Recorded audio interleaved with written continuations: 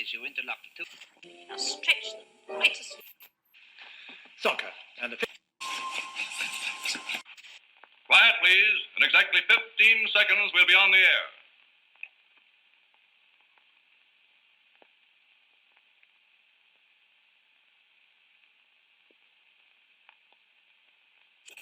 I felt like a reptile. Like a reptile. I felt like a reptile.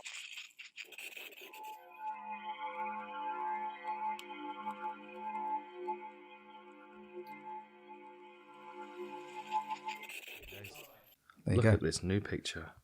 Beautiful. Isn't that beautiful? Now let's just hope the fucking battery holds up at 17%. We'll keep a close eye on it. And let's hope that the connection holds up, because it was being a fucker yesterday as well. Was you having to snap a lot? It don't work for me. I need you here full time. Or do the snapper. blink. Yeah. The Phoebe blink. It's staying. It's looking all right, isn't it? Beautiful. Everyone's gonna think we're sponsored by Guinness. We always have these mugs, don't we? These are like it's a bit of a ritual, isn't it? These are the well, usually Wednesday, but today's Tuesday. Yeah, they came with me on my first day because I used to buy them with my grandma May's money. Right. Every year she'd send a tenner. I never knew what to buy, and we'd always end up in Debenham for some reason. They've got a massive stand of generic Guinness stuff, bottle openers, tankards, that sort of stuff. So I got to the point where I had, I think, 6. Right. And Stace did their whole clearing out the cupboard. We're going to have matching these ones until they break. Of course. So I'm all about random mugs, weird stuff, like presents and that. So hang on a minute. Better. There you go. Yeah. Is that better? There we go. Nice. There we go. So they were in the loft, and then when I was coming, I know you're a big tea head, same as me, and that was it. So you got sponsored with the white. Really? A big tea head? Yeah, you're into tea, aren't you? That sounds like something that kids say at nursery. So, when you're a tea head. Oh, yeah. Could be a tit head, yeah. You are into your tea, my friend. I love tea. We need to be sponsored by PG. I love coffee as well. I start my day with coffee, but then after morning is ended, which can extend to anywhere up to 2 p.m. Yeah. Is morning. Breakfast usually 5 p.m. in this house. Yeah. Then I switch over to tea for the rest of the day. And this is my favourite tea mug. See, if someone else is making me a drink, other than here, I'll ask them to make me coffee because it's easier to do and it's harder to fuck up coffee. Whereas people that make tea that don't drink Go on tea... then, what's your system? I was going to ask you this. What's your tea system? Tea. So, for reference, this is PG Tips. Pyramid bag PG Tips with organic semi-skimmed milk and maple syrup. Yes, which is perfect. We're fancy.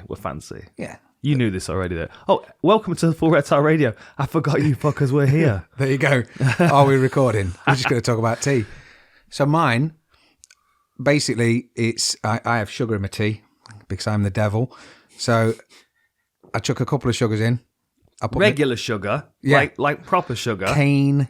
Like comes in like a fucking kilo bag. Yeah. Sugar. With a sticky spoon. Yeah. White lines. Yeah. That's on. Yeah. There you go. Grandmaster Flash. Silver spoon, isn't it? Yeah, but he said cane, sugar in the wrap. So there you go. There you go.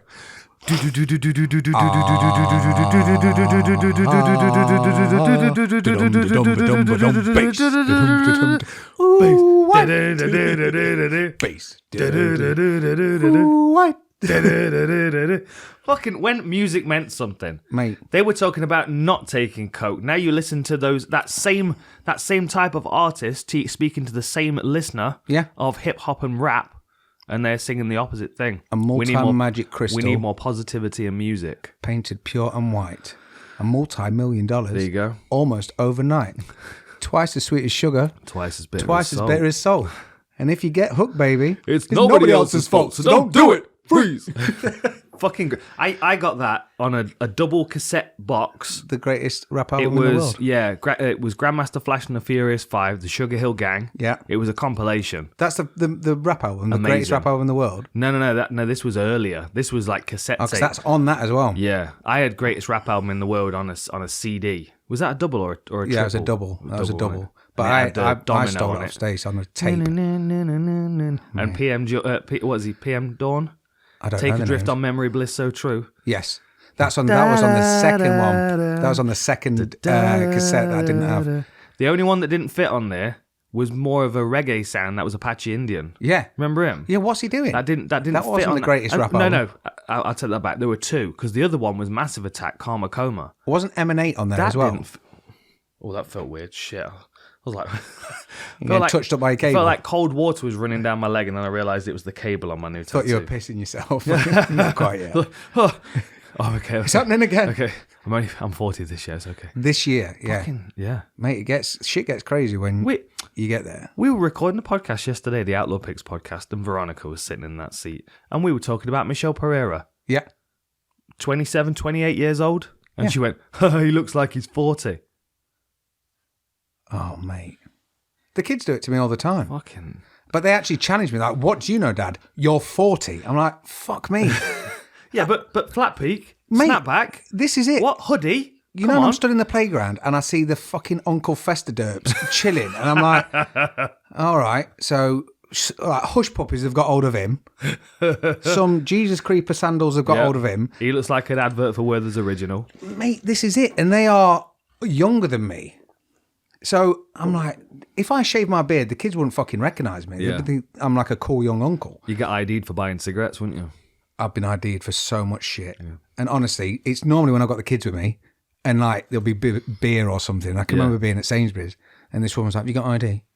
I said, "I've had to drive, mate, covered in tattoos." I'm like, "I'm battle damaged. I think I'm qualifying for 18. You got to look 25. I was like, I couldn't give a fuck. You have to be 18 by law. Are we fucking stupid? And she went, "No, you got to look 25. So even though I had ID, because this is what annoys Stace, I've got it, but I'm reluctant to show it because it frustrates me because it's stupid. And they come home with the age-old thing. Were about, you clean shaven at the time? No. Okay. So literally this. Okay. So they give you that, you should take it as a compliment, Doc. No, I definitely don't, because you've held me up. So I can remember having Moo in the trolley, and I went, "It's not even for me, it's for her." And they went, "Alcohol abuse in children is not funny." I'm like, "Shut up, Dwight. Fucking idiot." So I get that reaction a lot. Yeah. No, I am starting to kind of look my age a little bit. But then I remember when I was even up to when I was sort of 18 or 20, like 40 seems old. It seemed old. Yeah. Like I remember my parents turning 40. I can remember going to the party. I can remember going to my mum's 40th and thinking, fucking hell, this is ancient. One day. Yeah. And then, so Stacey's cousin, me and Paul are, in fact, there's me, you and Paul in this. So I'm 174, you're 175, and he's 173. So our date of birth, so he's the 17th of March, I'm 17th of April, you're 17th of May. Right. And he is literally 10 years older than me. But when he had his 40th party, because he's still a big fucking idiot, same as me. So when I saw him having his 40th, I was like, that's all right. And it spun me the other day because obviously it was my 40th this year, it was his 50th. And to see someone that you saw 40 10 minutes ago is now 50 and creaking. Yeah. I am creaking a little bit, but I'm trying to keep moving. I just find when I'm cold, my hands creak a little bit. I have banged them against a lot of shit though. To be fair, they have held up pretty well. Never broken either hand. Dislocated most of my fingers. My thumbs are in different positions. All mine click. That's Anthony Johnson's fault. That one was. I landed on my thumb as he took me down, and it popped it out. Imagine if he did it with the weight he is now. Yeah. You wouldn't have a thumb. Arm. Yeah. My arm would be the whole thing like a Lego man. It would just be inside me somewhere.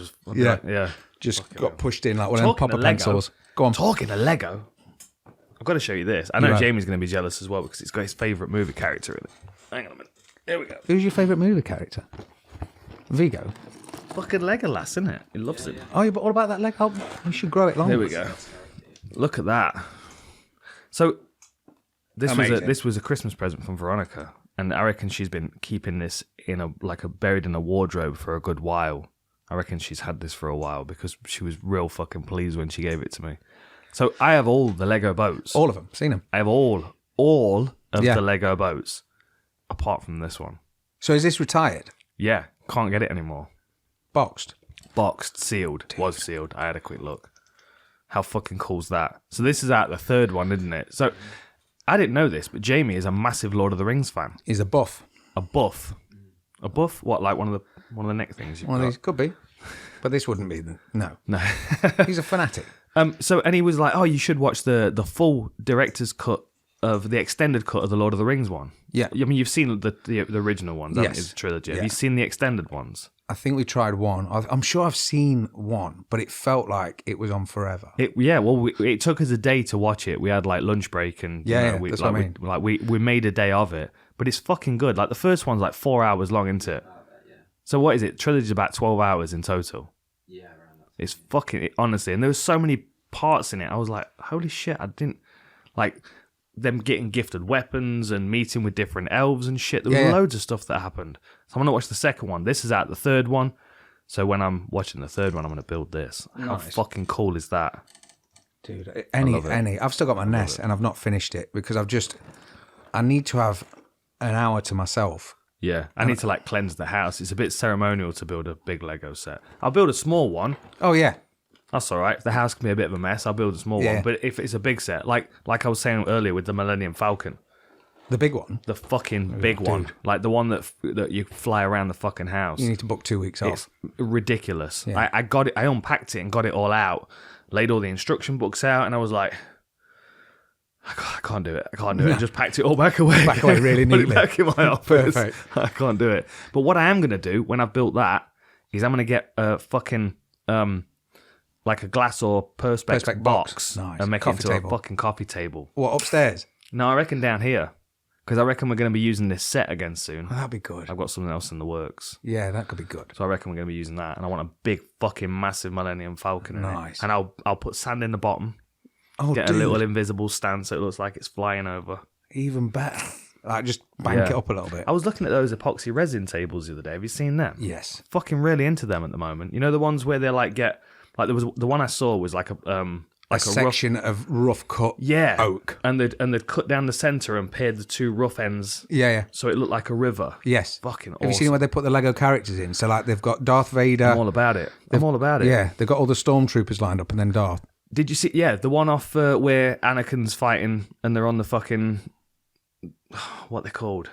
Skiff. No. They're on that fucking lava planet. Oh yeah. You know what I'm trying to mean? And they're having that fight, and he gets his. That's when he gets his legs. When he gets whooped. his new legs, yeah. Yeah. Dan, you got new legs. Is it Dr. Dan? They should have Sergeant just Dan? edited that Lieutenant into Dan. Sorry. I think it's Lieutenant Dan, isn't it? You got new legs. Is it? Yeah. But yeah, the thing is, I get sucked into them videos at about 2 a.m. when I'm sat on the swing outside in the garden and I'm probably having a cheeky smoke. And I find myself, you know, when you go from scrolling to just into a 15-minute video of someone epoxy resin in a fucking table or someone making a whole like wooden bowl on a lathe that's now an acorn that's got cutlery inside. You're like, I don't need any of that. Yeah. But it grabs my brain. Yeah. And it's hostage. I'm not going to get away from it. Twitter's weird at the minute. That's grabbed me this morning. Really? Have you seen the amount of shit that's on there? I don't. You know, Twitter's not the same as it used to. When I first set it up, and I would sit for a good couple of hours and talk with people on it, and it's not. It's all kind of disjointed now. Like I don't see a lot of people's tweets anymore, and there's not as much conversation on there. Yeah. But I put a tweet out the other day about 3 different rooms, and I put 3 bands in 3 different rooms, and said, you know, which room would you be in? And I like those kind of things because that starts conversations, and then after that I went, you know, okay, what's your room for? And then people started sending me their own lists of what 3 bands are put together. So then nice. I was driving back from Scotland. Okay. And I was listening to loads of old music in the car and going through like old metal from like the 90s and stuff. And hair metal. Yeah, just loads of stuff. Literally a whole mix. And then I started, when I got back, I was sitting in here going through music and having a listen. And I thought to myself, I'll get some ideas from Twitter. And I got fucking loads of good band ideas. People I'd forgotten about. I like that interactive element. I get that quite a bit with people on Insta, through work especially, and Twitter. But it was more the fact-finding missions I'm having to go on by browsing Twitter for 1 second. Like if I'd have said to you, I don't know, a year ago, 5 years ago, Chuck Liddell's going to fight Gabby Garcia, you'd throw me out. I'm not a fucking brain of MMA. I'm a maniac. And now I'm having to research it, and that's something that's apparently being set up. No. genuinely on Twitter. Not a fight. A grappling match. I don't know. Can't be. Whatever it is. I heard that Jake Paul and Mike Tyson were going to do an exhibition boxing match. Then Mike Tyson came out and was like, yes, no, never. No. First I've heard of it. Yeah, chill out. He's on mushrooms and I think someone thinks up an idea, posts it online like it's real, and then a load of people invest in it because they wish it was real. Yeah, and you know what fucking things can happen these days? Like, shit, you can manifest shit into existence if you get a big enough social media following. That's true, because if you look at the beginning of the UFC, the beginning was, can this person fight that person? Can this person beat that person? There was no social, so people with a bit of money set it up. So I suppose you can't fault them for doing it now, but it's way easier now to sort of paint this massive elaborate picture that's never going to happen. But yeah, there was Chuck versus Gabby Garcia, which spun me out. Then Jake Paul signing with PFL, and his first opponent's going to be CM Punk. Yeah, I did see him in talks with PFL. See, I wouldn't mind that. I wouldn't mind if they wanted to pick him up and try and build him as a prospect. I mean, the thing is, you can't discredit the way he trains, because he is training hard. He's preparing as best he can for boxing matches. He's in the beginnings of his career, but fuck it. Like there are no rules. It's 2022. Who knows? Precisely. Who knows what's going on? You know what I mean? Like it's we're in uncharted waters. He could quite easily cross over to MMA, have 3 fights in MMA, and then all of a sudden he's in a tournament in PFL. Yeah, because he can bring all the resources to him. He could go and train with Kamaru Usman and Trevor Whitman. Well, imagine him making friends with people in the MMA community. Yeah. When we saw Logan Paul could wrestle as well against exactly. Ringer. Yeah. But when you look at like athletes like Herschel Walker, people that have done it in the past, obviously he did it with a bit more respect or perceived respect. So Jake Paul, I think he's a respectful person, and I think he's a very clever person, but he just puts on this persona to be able to get under someone's skin, because by getting under someone's skin, you either want to see him knocked out or knock someone out. So it brings an audience. But what I saw was it was PFL because he tried with Dana, and I just think he's rubbed him the wrong way. He's pushed him that hard. For sure. That he's kind of got him on the ropes, and by doing this, I mean... And he would never fight for the money that Dana would be willing to pay him. No. Like there'd be a limit to what Dana would be willing to pay him, and that would be far under what Jake Paul would fight for. Yeah. I mean, he did say he'd fight for 50 grand. No chance. If he promises to then, was it like... pay everybody else pay on everyone the card. Half this, and yeah. Or the minimum fight to be 50 and 50 or something like that. Which... So that was on there. There was something else. I like the fact that he's calling it out. I do appreciate that, and it is stirring something. Like you saw what Francis Ngannou said about he's not willing to fight for $500,000 or $600,000 going forward. Which, again, like the problem is with him saying that kind of thing is it layers pressure onto the fight at 270. Yeah, might as well talk a bit about 270. Yeah, we can do that.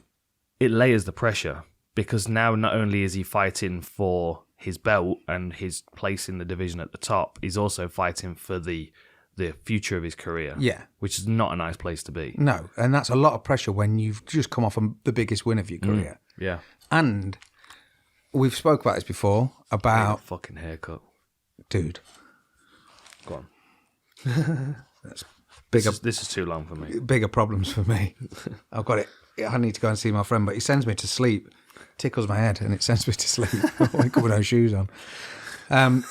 It's a different story. But so Ngannou, we've spoke about this, like your focus being shifted. And at one point he's come from nothing and he was just grateful to train. I'm not saying that he should be grateful for 500,000 or 600,000 at all, but he was grateful to train, grateful to find a place and to be able to train something that meant something to him, that he could better his family's life and his life. And we've seen it so many times with Ronda, with John Jones, with all these people coming up, and they hit this point where they then, once you've got everything, you struggle to need something. So you might miss a training session or your focus might be slightly different. Whereas Garn is still, he's kind of super hungry. Yeah. And it's weird that they've got that similar sort of background, whereas Cyril Garn had never fought in MMA, done anything, and was like, I'll give it a go. Yeah, I mean, he's 10 fights. He's had 10 fights in MMA. But there was no... It's crazy. He's not even had many fights in kickboxing as well, if you look at his record. I think it's like, is it 7? I think it's 7. Go on, Jamie. It's 10. Or is it 13? 13. I'm saying 13 on kickboxing. No, I think it's less than that. I think it might be 7. I think he had a short kickboxing career, I think. I thought he had 13 fights or 13 wins in kickboxing, then moved over. He's now 10-0. But I might be wrong. Yeah, I think it's on his Wikipedia page. But very, very skilled though. But mate, to go from what is it? 13. Fucking hell! Look at you go. That's it. Owen. There you go. I'm Welcome to the Owen Oxley. I'm handing over the war room chalice to you. Oh, no, don't do that. No, I can't be serious for that long. It's Jesus. an 18th century pistol. Yeah, that's what it is. That's if you hold the pistol, then you do the war room. Okay. You know, if I hand that pistol, over once to that else, baton has been then war room passed is on, theirs. it's a flintlock. Yeah. But with him, just the balls of saying, "Oh, I'll go. Yeah. I see what I can do," and being that skilled is terrifying. But it was very similar with Ngannou, and I mean, Ngannou's got a bit more experience where he's had people take him down, maul him, and he's had that feeling. Yeah. So there's bits where I think Ngannou's he's got that bit of a stuff now. After we saw him against Stipe, there was the second time. Yeah, the second time there was no way he was going down. Yeah, that was just I mean, if you look at the first one, yeah, I'll see if I can remember these stats. I think it was 21 punches of 113 he landed in the first one, and in the second one he landed 36 of 58 or something like that. Like, and he stopped all of his takedowns in the second one. Yeah. And at the start of the second round of the first fight, he literally is just like, yeah. But in the second one, he's fucking pressing. He's a different. He evolves so quickly. But and like when you've got that power as well, you can apply it to whatever you do, grappling or striking, take down defense. You know. But that evolution's important to have constant tests, and when you've had the amount of time you've had off, and it's all this. What can I call it? Aggro, just this static that he's got. Whereas before he was waking up, breakfast, training, fine. Yeah. Now it's just fucking all the time. That's a bit of a concern of mine for Brandon Moreno as well. Because like if you think about how it was, like he was in the UFC and then got released. He went away and picked up a couple of fights and then came back. So like this now is like he must be really enjoying.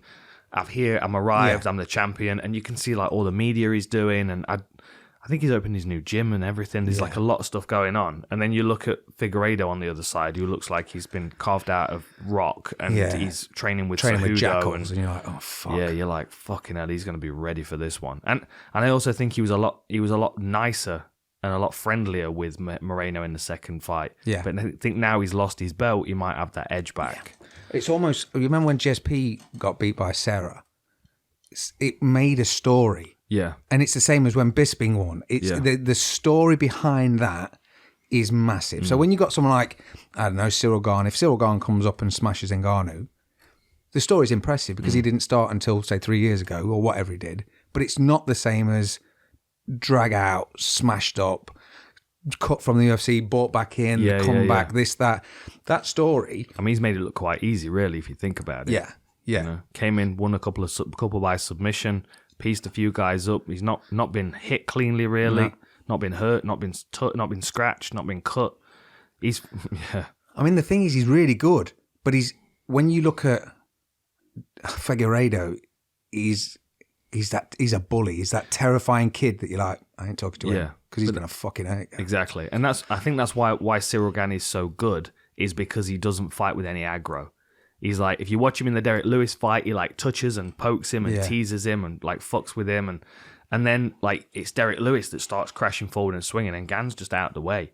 Whereas Figueredo, I don't think he'll do that. Like he fights with his fuming guns all drawn the all the time, you know. And I think if he comes into this one with a good weight cut and a good training camp with Henry Cejudo and fired up to hurt Moreno like he was in their first fight, I think it might be a rough night for Moreno. How do you see the main event going? It's just, I keep having different outcomes because... Are 50% of them Cyril Gane getting knocked out with a massive uppercut? Yeah, or just, like against Overeem. Yeah. It's sort of anything. Like if we can go back and this was 2 or 3 months after the Stipe, all day, I'm saying probably 80-20. To Ngannou because as much as Gane is amazing and is coming up and doing really well, the experience that Ngannou's had in the bright lights for championship fights and losing a championship fight, winning a championship fight, just he's had a bit of a taste of a different cake. Whereas in Gane, his last one, the one before, where he even wasn't happy himself. Like he got the win, but that's never good to have a title fight after that, because you've not got that belly strut, you've not got that confidence in yourself until you then have to force that confidence into yourself beginning of fight week. Yeah, I think he was criticised after the Rosenstrike fight, wasn't he? Because that was a 25-minute one. Didn't he He did Rosenstrike and Volkov back to back. Yes, and they were both 25-minute decisions. And I think Dana criticised his performance a bit, and then he came in and he stopped Derek Lewis. That's it. And he didn't overextend himself in that one. It wasn't like he took more risks, but he did fight with a bit more venom. Maybe he's a bit more calculated or just more composed. I just think he's got a gear that he cruises at, and he's quite comfortable cruising in that gear. And once he's in that rhythm, I don't think people can touch him. I mean, of course, we're all looking forward to this one against Ngannou, and Ngannou's he's that X factor commodity. You just don't know when he's going to land that one punch, and it changes the entire fight. Yeah. Whether he knocks him clean out in one round, or whether he knocks him down a couple of times in the first 2 rounds, and then you've got 2 potential 10-8 rounds, and there are lots of different ways that power can change it. And I'm not saying that Gane's not powerful, but it's not the same as Ngannou. No. But then he dealt with Derek Lewis really well, who is the biggest knockout puncher in the UFC. Rosenstrike, who's a very calculated kickboxer, but he just couldn't get near him, couldn't touch him. But then, if Gane gets through Ngannou, which, as Chris Eubank said, as Veronica remembered yesterday, you always go with the boxer, don't go with the puncher. Yeah. You can, if you gamble on the puncher, you're always taking a big risk, because the likelihood is that the technical fighter should win. Well, yeah. Of course, it's not, Tyson Fury not proves always that the most case. times. Yeah, right? for sure. But then Cyril Gane against John Jones. Now that is a different fight entirely, because then you've got 2 big technicians. He's back. He's got his magic. There you go. That's a different fight entirely, because I think John's not going to be as big as Cyril Gane weight-wise. No. But height and reach-wise, he's comparable. Yeah. Might even have a longer reach. And he's got a good... What's Cyril Gane's reach? Will you look for me? I can't remember what it is. I know John Jones is 84.5 inches, because he's the same as Struve. Yes. So you've got to think Cyril Gane's probably slightly similar. under. Cyril's is 81. Oh, yeah, you see. So John Jones has still got a reach advantage. He's Same lopsided. height, though. Yeah. I mean, John Jones' arms and legs, though. He's a bit like Paul Daly in that regard. Yeah. See, if you look at Paul Daly, he's got long arms and legs. He's got a really, really long reach. Yeah. But his torso is quite short. Yeah. Like mine's the same. I've got quite a short torso and long legs. But then depending on how I'm dressed, I either look odd or normal. Okay. You know what I mean? Like if I took my shirt into my fucking jeans like I'm from the 80s, then I would look like I've got legs up to Simon Cowell nipples. Yeah, a bit, yeah. But like John Jones is like that, and I think with his technical ability and his physical attributes in comparison, I think he'd be a real fucking good fight for Cyril Gane.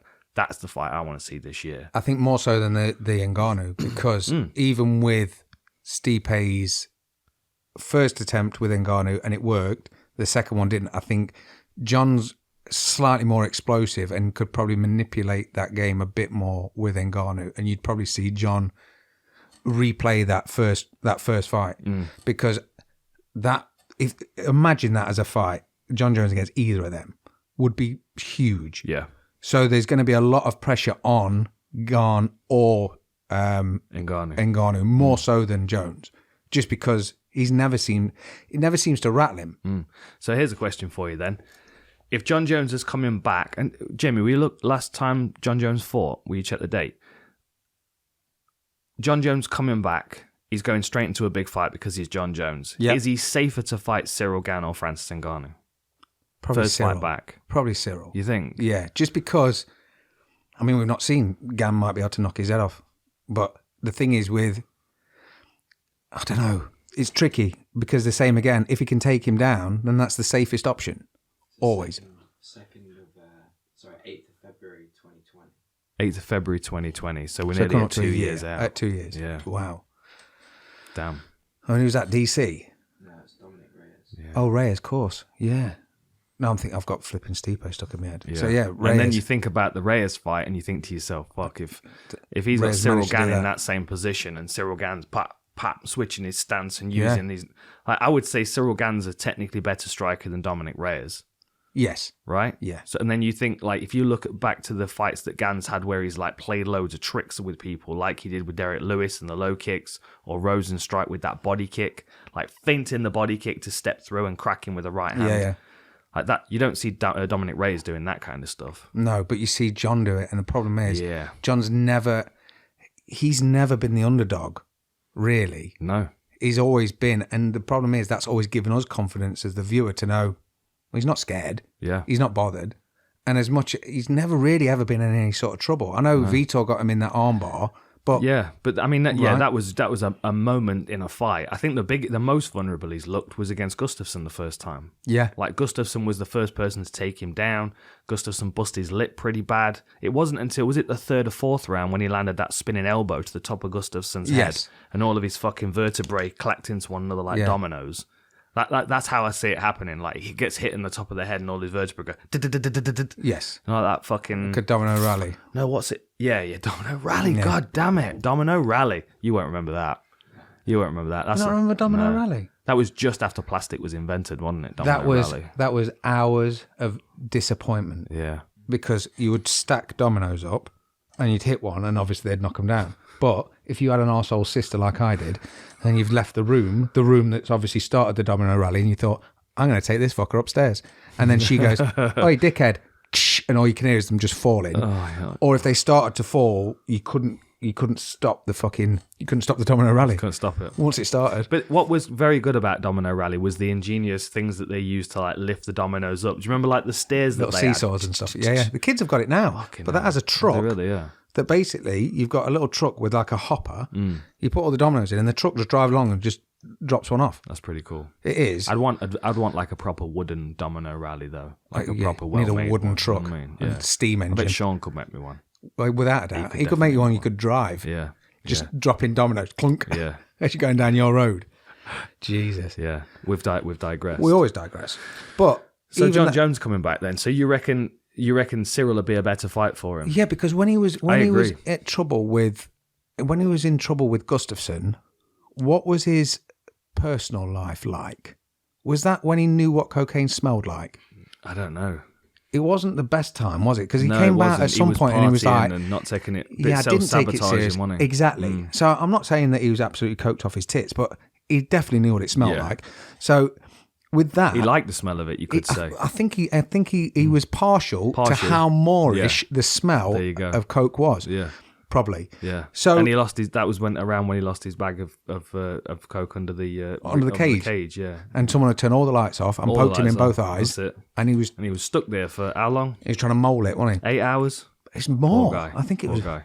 That's almost as terrifying as the Donald Cerrone cave diving story. Yes. Almost, dude.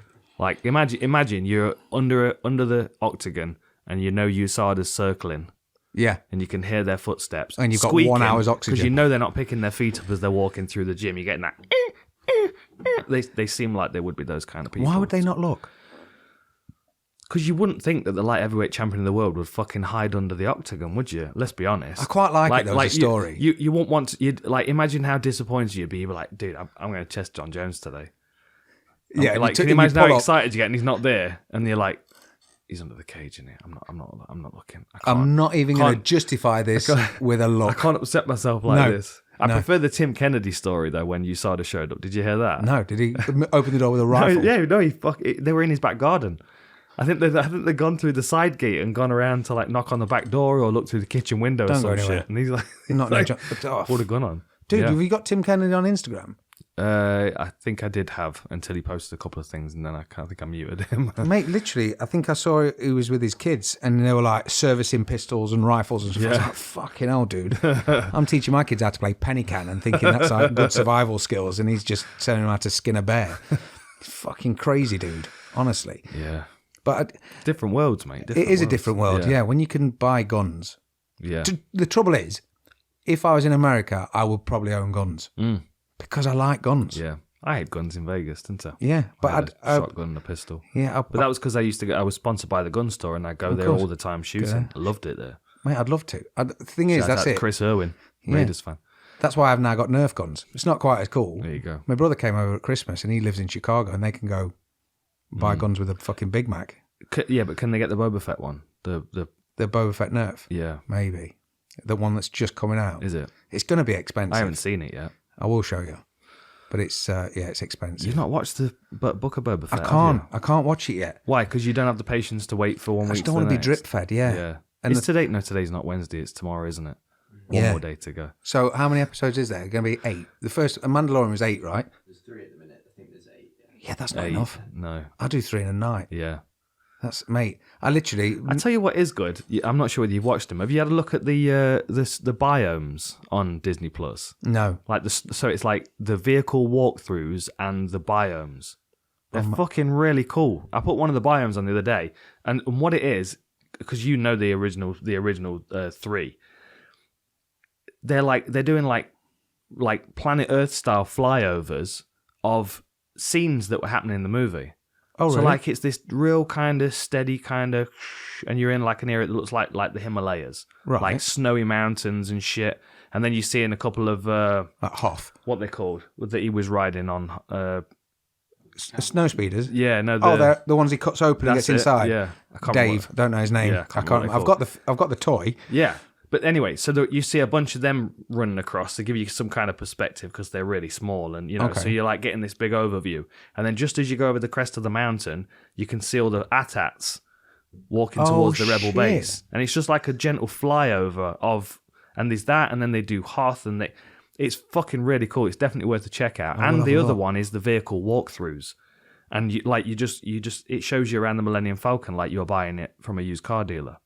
Imagine It's if that was fucking a really thing. cool. It just goes around and it just shows you the inside of the cockpit and like the little table where they have the monster game, the chess game. It's honestly, it's really cool. Dude. Like the fact that they've had someone sit down and create that. It's like a real life thing. It's just honestly, and it's so relaxing to watch. Like you get the flyover of, like it was like a kind of a rainforest clearing village in one of the early Mandalorian. Where they had the got all walker and they has to get the walker in the it. water. Where you get the different coloured, what's it called? The fucking on the 2 legs with the... Yeah, the walker, the chicken. Yeah. It's got some like red on it and stuff. ATST? Yeah. Where Gina Carano's in, that one. Yeah, we're not allowed to say her name, and are they're we? defending... Are we not? I don't know. Anyway. Twitter said that. And they were defending that village. Like there's a flyover of that village. And you can see the Razor Crest coming into land in the distance and shit. How fucking cool It's is that? fucking really cool. I was well impressed with them. Really relaxing. You just put them on at the end of the day and you're like, oh, I remember this scene. Yeah, no, I've got... Definitely worth a look. Netflix dropped a new release and the new release had Gangs of New York and... God, what a movie that is. Right? You have to struggle, though, because... Daniel Day-Lewis is an incredible actor in that. You watched it 20 years ago, right? Yeah. So did I. And we went to the cinema. We watched it at the cinema. It was one of the best things I've ever course. seen. When you watch it now As was sober, Braveheart. the fight scenes are kind of fucked because there's not a lot of blood. Yeah. There's not a lot of anything. No. And they're a bit shit. And the accents, like DiCaprio doing an Irish accent is troublesome, to say the least. But it's amazing. It's still amazing because you remember it. But if I tried to get Slim to watch it and he didn't watch it 20 years ago, he'd probably like give me, brilliant, and get home and No, be like, I don't think so. I think it stands the test of time. did you? Yeah. It's amazing, right? Yeah. Watch it again, see what I you reckon think. it stands the test of time. Don't you Have a think? look. I I'm think not saying it's not good. because I it's loved kind it. of stylized. Exactly. Right? But- it's the difference between, like, I was just in Scotland getting my tattoo done, and I was chatting to Gordon James about this. It's the same as getting a portrait tattoo and a tattoo that looks like a portrait of a person. Okay. Do you know what I mean? Yes. Like, because I have portraits by Robert Foe that are very much, he's transferred a black and white photo onto my skin best he can. Yeah. And then you look at the way that that Gordon does the portraits, and it's slightly stylized. Yes. Yeah. It's a bit like, like the graphics that they use in Borderlands. Yes. The video like game. shells, where it's, cell shaded. yeah, and it's kind of like power lined and Yeah. it pops a little bit. That kind of thing. Yeah. And don't get me wrong, I love Scorsese. I love Daniel Day-Lewis. Daniel is fucking- Day-Lewis. I do struggle sometimes with DiCaprio. I'm He's a a big little fan bit- of DiCaprio. Oh, yeah. Yeah, he's the I thing do is, struggle sometimes. But I mean, Wolf of Wall Street was brilliant. he's just quality in everything. Yeah. There's not really anything that you can ever say he was shit in it. He was always good. for sure. Do you know what I mean? Great Gatsby's good. That's Yeah, a good one. Yeah, and we watched Wolf of Wall Street again the other day. Did you? But Good actor. Yeah, just watch Gangs of New York, see what you think, because I don't know if it's when TV's changed and everything went to Super HD 4K 60-inch, when it's not been shot in that, and it feels a bit dated, but it just, some of the fight scenes, like the beginning, there's a lot of massive misses and stuff, but when you're not watching what's actually in front of you, watching behind, it seems very like rehearsed. And I know it is rehearsed because obviously it's film, but you kind of got lost in it a bit more before because it was a bit more gritty. So I watched that, and then I watched The Gentleman again because I need to be in a Guy Ritchie film. Oh, I've not seen that yet. At all? I need to watch that. Fuck me, Yeah, running. I need to watch it. Yeah. Matthew McConaughey is, and Hugh Grant is probably the best. All right. Mate, honestly, you will adore that film. I like that character that they've made kind of a parody of McConaughey on F is for Family. His neighbour. Oh, yeah. He's a DJ rockstar guy neighbour. Is that when he said, I can remember, what did she say to him?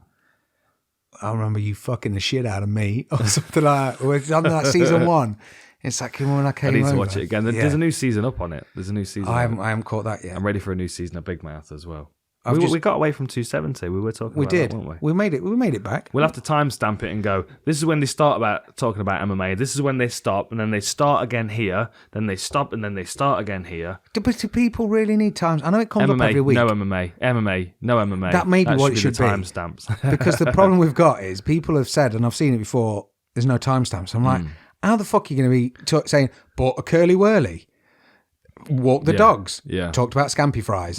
Owen cut his finger. Like this, I don't. Owen stories from egg. That could be a weekly thing. Eh? Yeah. You must have an egg story that you've not told us yet, and not Easter eggs. Thousands. Like the company or Thornton's. Always. The thing is, I always think you when I say Thornton's now, and I think I can't imagine being sick of the taste of that chocolate. oh mate, it was vile. Can't imagine it. It was the smell. It was the smell because it was in Belper. They made the toffee. And the toffee is delicious. I can't get away from that. It's fantastic. But that smell used to carry through the whole town. And it smells amazing. They still have some bits down there. Yeah. But see, we had tobacco in Nottingham because we had I can live with that. Yeah, tobacco and toffee. Tobacco before it catches fire. Beautiful. I really like the smell of it. It's like fruity, isn't it? Yeah, it smells like raisins. Here's an interesting conversation for you. Have you had COVID? No. See, I was chatting with Gordon while I was doing the tattoo, and he said something that was odd because I had the same conversation with V the day before. It's about weed. No, my sense of smell has changed.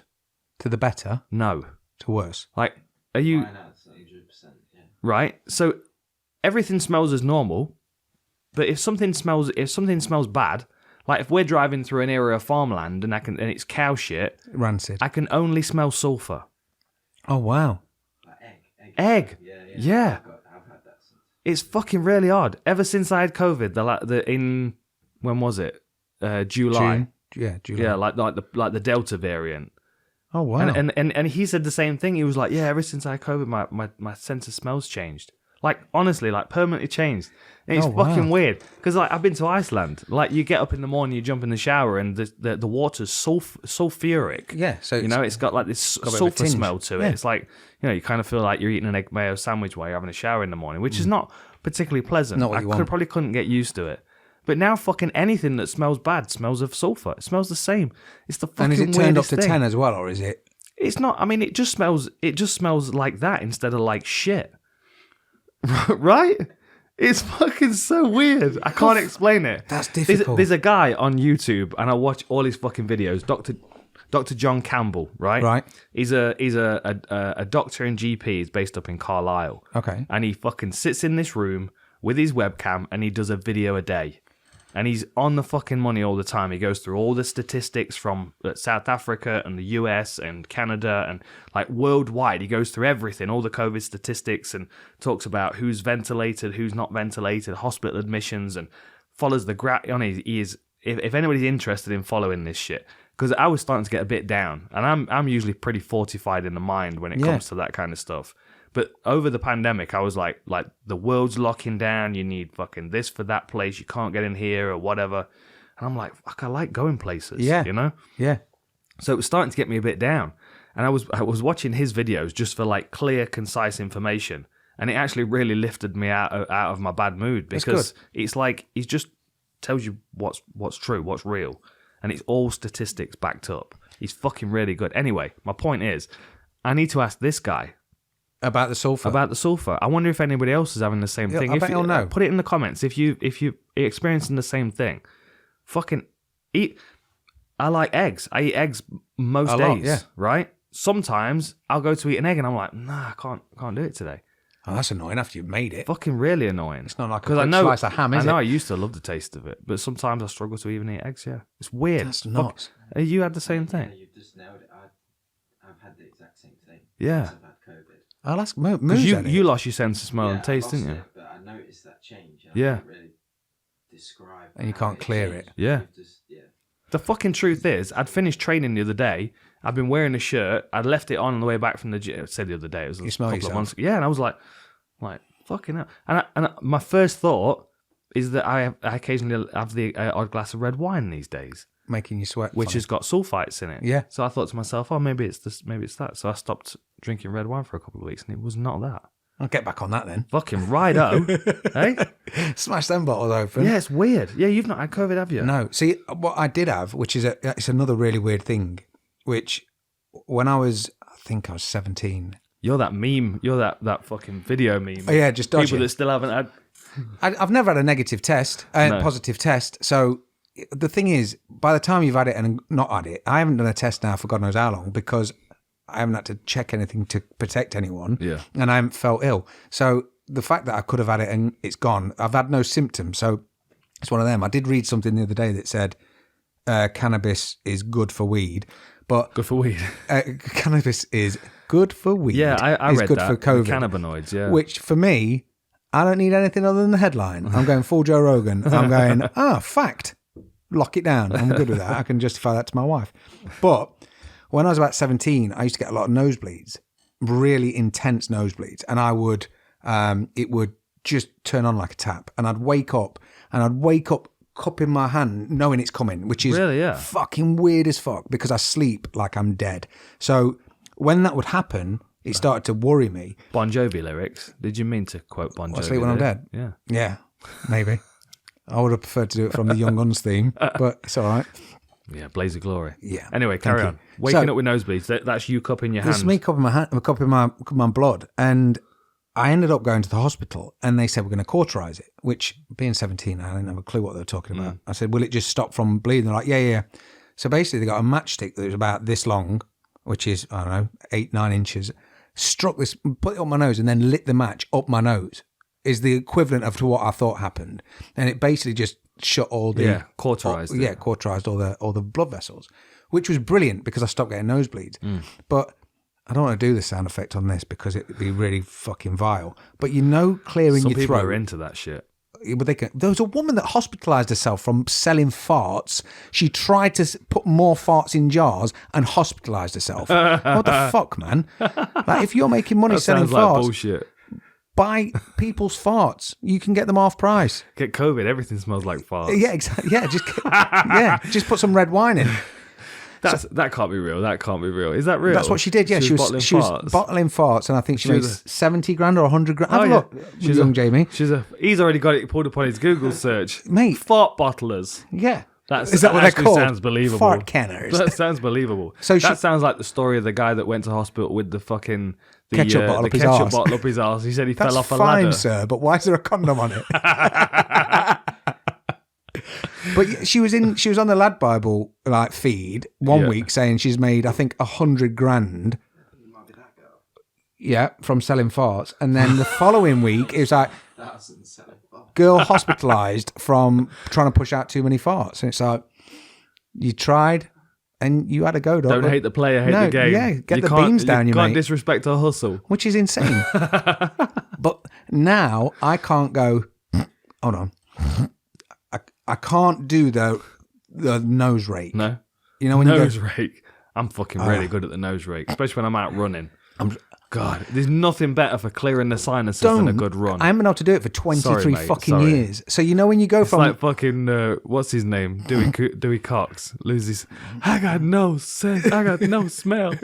Fucking brilliant. the wrong son died. But I can't do that anymore. So It just hurts. Oh, So I've not got that clear. maybe that's why you didn't get COVID. I don't Maybe know, the man. door's closed. Maybe they just got up there and they're like, someone's fucking struck a match up here, cunts. They're Cockney. I don't know why. Yeah, Cockney COVID. That's a fucking game of tag, isn't it? Jesus. So yeah. So Let's just to piss that's that. everyone off, let's just divert straight back to 270. without a timestamp. What do you reckon to Figueredo Moreno? Yeah, no timestamp. No, what do you think to tits? I was like, fucking hell. Love them. Love tits. Love them. Good birds. What did you have a box? My other toys are fucking my other toy has tits. That's it. That was on my number plate. I got pulled up. Stacey, again, it was Ted. I went to his house once and someone had a dyno machine on his work site and he said, pass it here. And he typed They're the out things himself. that like punch the letter into Used to, plastic. yeah. Back in the day, it would punch it into plastic. They Now don't it's make 'em digital. anymore. Oh, is it? But it's the same company. We've got one in the office, but it have puts we? out a label. Yeah, if you ever want to use it, Oh, okay. it's technically yours, and you can have like clear or white. So we've got these, and I got there, and it just said on these tapes, and he had a load of them that he'd printed off. My other toy has tits because I think he had an R1 at the time, Yamaha, and that was on his plate that he'd stuck on cleverly because you could take the fucker off. Whereas Stace made me some number plates for my 1 litre Corsa with max power wheels. Check you out. That had mate, it had a cane and air filter. So it went 0 to 60 in I think 25 minutes. But the sound when it pulled off in first was whoop, whoop, because it had this fucking dirty cone on it. But she bought me number plates that I've still got, and it had the Playboy bunny, one end. Nice. Then it had the plate, which it had a 3D tint on it. Yeah. It then had a background of some of the logo, Vauxhall, I think, to go with the Corsa. And then underneath it said, my other toy has tits. And I got pulled up with my mum in the car, and the policeman got me and my mum to go in the police car with him. Like, you've never seen that. That never happens on any, just to try and embarrass me. Yeah. And you imagine someone saying to me, like, I've never been so embarrassed. yeah, do you think that's funny? I was sitting in a police car because of you. Yeah, because of tits. Breasts. She Yeah, wouldn't but say, she in definitely your wouldn't say defense, tits. Stace had bought it for you. Yeah, off a website. And that's how you knew she was a keeper, right? Without a doubt. Yeah, so that's why it's now on the side. So now all my toolboxes, it says, my other toy has tits, which I think, as she knows, is a reference to herself because she's got cracking boobs. Which is a compliment in itself. It is, of course. So are there any other fights you're looking forward to on the card? Have you looked at the card? Well, there's Figueredo Moreno, Yeah. right? Let me What pull the we rest of saying the is going to card happen up. with that? I honestly, this is nothing against Figueredo because I enjoy watching him, but I would much rather Brandon Moreno win, retain the belt, because then that opens the division back up. And I think Figueredo could quite easily go up a weight class. Okay. He will lose that bullying aspect of his game, but I also feel like it's probably going to be a healthier move for him in the long run. I think he might know as well that he needs to get this belt back now, otherwise he's never coming back down to this weight class. Because if you look how fucking heavily muscled he is. He's tonk. Do you reckon there's a lot more pressure on... I think Figueredo's going to win, though. I just have a feeling that he's going to be just a fucking animal this time around. He can be more measured, because the problem is, you know, the last fight, it was one of them where it felt a little bit like the Amanda Nunes and what's her name? Not Pena. Is it Pena? Yeah, Juliana Pena. Juliana Pena.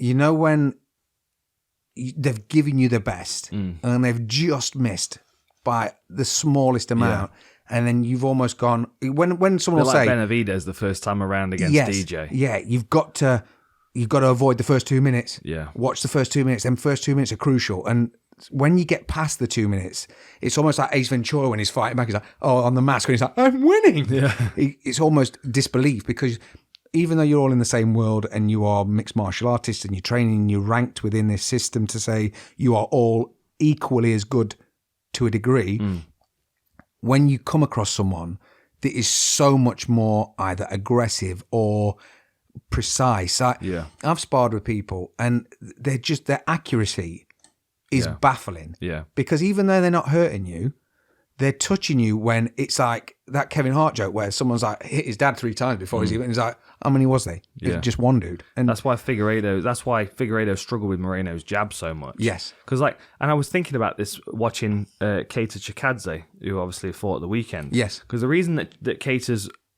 jab was landing so well is because he has no drawback on it, and he has no drawback because he uses it when he rocks onto his lead. It's foot. momentum, yeah. And Moreno does the same thing, but he also leans heavy on his lead leg.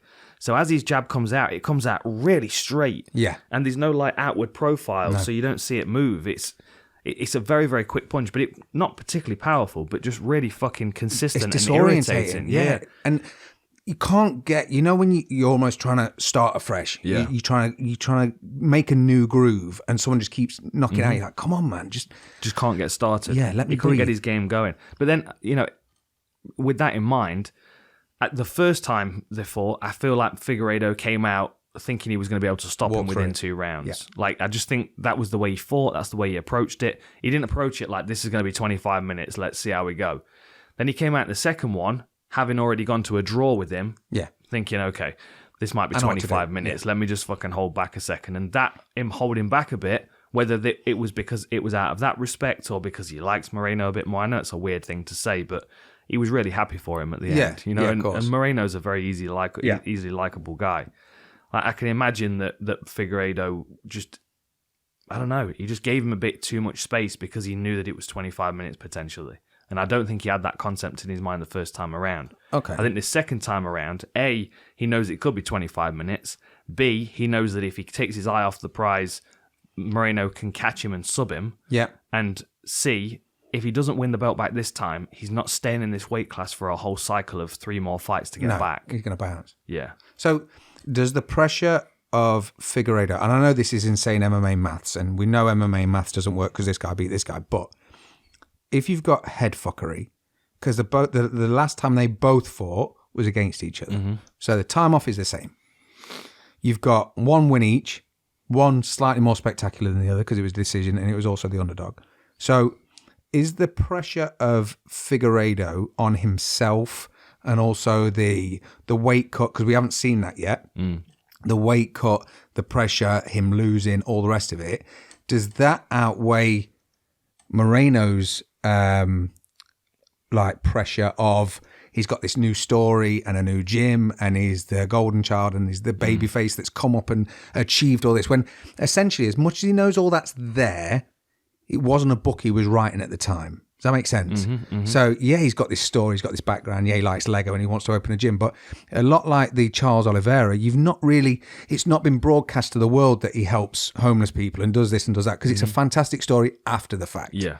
The difference being now is that you've got Moreno thrust into the limelight that, like you said yourself, it's hard not to like him. So for him to say no to someone is probably not going to happen. He's going to keep doing it. So what I'm trying to say in a roundabout, strange way is, are those two elements going to counteract each other and then we're going to have a similar fight, or is it going to be more laboured? Like, if you'd have asked me about Qatar and Giga on Saturday, my opinion would have been, you're going to see, if this goes 2 rounds, it's going to be brutal. After that, you're going to see 2 exhausted dudes.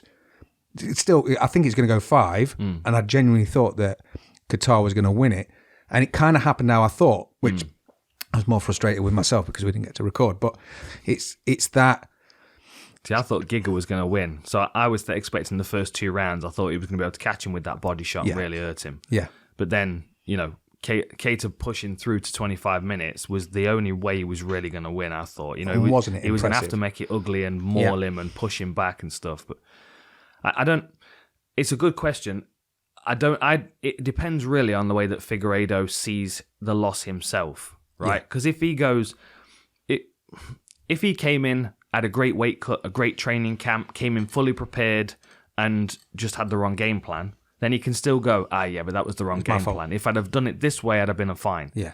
If then you add in a bad weight cut, then he's got 2 things that he can excuse himself on. And I'm not saying he's making excuses for himself. No, but there are reasons. There can be reasons. Yeah, exactly. Because you have to be, if you're going to be successful in the sport of mixed martial arts, you have to be a little bit, just even if it's just a sprinkling of delusion. You need this unnecessary self-confidence where you believe that you can go in and do this thing under these circumstances with this pressure against this person who's very highly trained.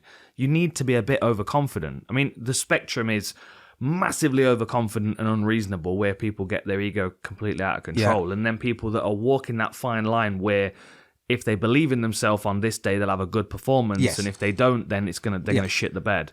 And, they're the guys that you think, they're great in the gym because they're consistent in the gym. Precisely. You put them in the octagon with the moment and the pressure and this is the 15 minutes to make it happen, and that's a pressure they can't deal with. Yeah. So I think it depends where Figueredo is on that spectrum. And I would say that he's not in this end where he doesn't believe in himself. No. But he's not unreasonable as well. I think he can find on that spectrum a way of excusing that loss by going, it was a bad weight cut. I wasn't properly prepared. My mind wasn't on it. I gave him too much respect. I think he can unpick any doubt himself without even making an effort to do it. And does that leave him super dangerous, or does that leave him lacking super confidence? Dangerous. That's why. Scary, dangerous, more calculated. Like think of how he put away Benavidez. Yeah. Almost armbarred him in the first round, and then chased him down and put him out against the fence. But the way he controlled him, he missed it. The way he controlled him, he put and him then where he picked wanted that to put shot. him. Yeah. That was a real nice calculation. Yeah. And if you look at the first Moreno fight, he was a bit more wild than that. It worked because Moreno looked hurt at times, and he was for the backed scorecards. up. Happy days. Exactly, but not for the longevity of his gas tank. No. And I think when you've got that scale, like you've just said, it's such a fine line between losing all your confidence, because a lot of times other people will see more in you than you see in yourself. And especially when it comes to coaches or to martial arts or to counteracting someone's strength. So if you've got someone like, I don't know, Connor with his leg kicks or whatever, then you're going to have to go and fight him. You've still got your attributes, which are here, maybe up in your arms, which are 90% with your legs 10. It doesn't necessarily mean that just because he's going to kick, he's going to beat you. But unless you can have that same conversation with yourself that your coach is having, you're with yourself all the time. And that sounds a bit fucking stupid, but you're always in your own head. So if you're with your coach and they've built you up to the point, and then you sort of left on to your own devices, and then you can doubt yourself, that's more dangerous, I think. So with someone like Moreno, I don't want him to get thrust into the limelight, chewed up and spat out as being this statistic, because if we're honest, at the minute, whenever we're talking about champions, Aljo's name doesn't really get brought up, and he's not really in the picture, and he's not really in the conversation, because he tell you himself he got the belt out of a DQ. That doesn't mean that he's a bad fighter. It doesn't mean that he's not had bad results, because he's been outstanding, and he comes from an amazing, like, good gym, good stable, team, good coaches. Exactly. Yeah. And it's kind of sad that you don't see that, because unfortunately, before he ever talks to anyone or does anything, he has to justify why he stood with a golden belt on his shoulder. Yeah. Do you know what I mean? But the thing is, though, as a and I agree with you, but as a counter to it as well, there's something instinctive when we know someone is stretching the truth a little bit. Yeah. And he was in a circumstance where the referee should have just come in and gone, okay, that was unreasonable. Point deduction or DQ or however he wanted to deal with Dealt it. with it but immediately. he shouldn't have been put in a position where he goes, no, I'm fine, I'll keep fighting. Yeah. Because like Anthony Smith did, exactly the same situation. Yeah. He got kneed in the head when he was down, chose to continue fighting and didn't win the belt. No.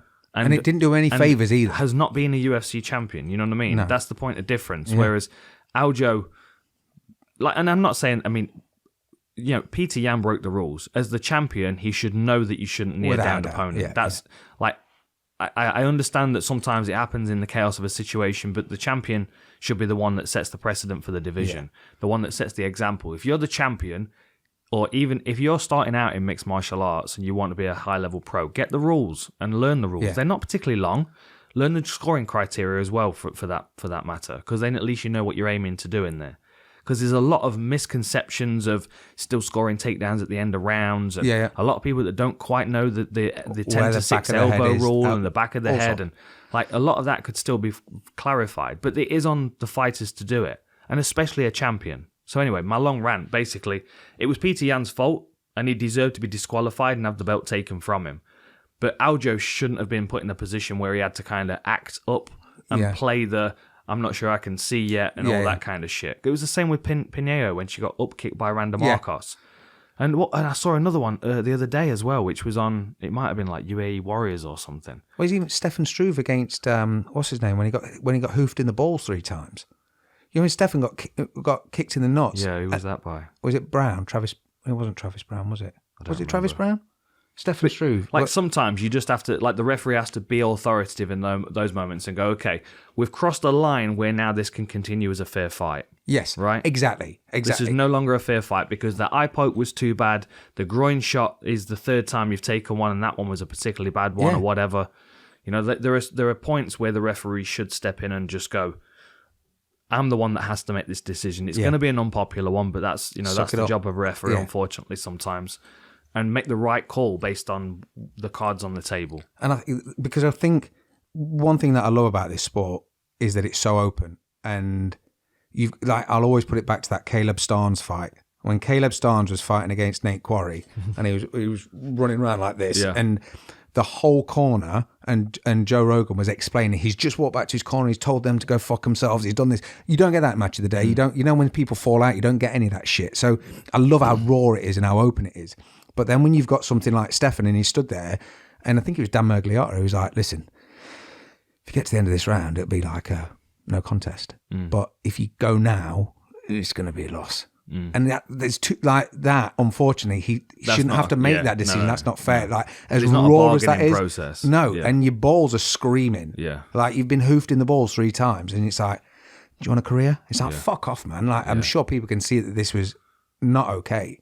So it's really difficult. The other thing as well is the referee being able to recognise that the fighter's altered in their own state.